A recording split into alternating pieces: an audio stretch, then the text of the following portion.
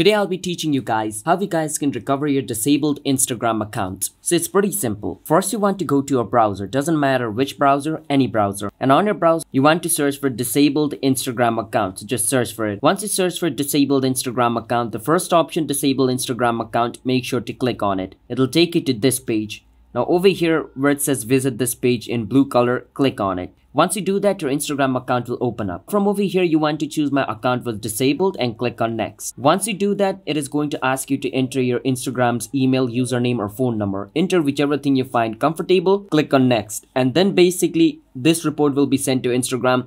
Instagram staff will view it and they will undisable your Instagram account. And even after doing that, if your Instagram account is still not undisabled, what you can do is this. Once you're in this page, you need to click on no. Once you click on no, you want to choose other. Once you click on other, over here you need to enter like your problem, like my Instagram account got disabled for no reason, can you help me fix it? After you write that, you can click on submit, and after you click on submit, the report will be submitted. Instagram staff will view it and they'll help you fix a problem. So these are the methods on how we guys can recover a disabled Instagram account. Hit the subscribe to our channel, How to Guide. I'll see you guys next time.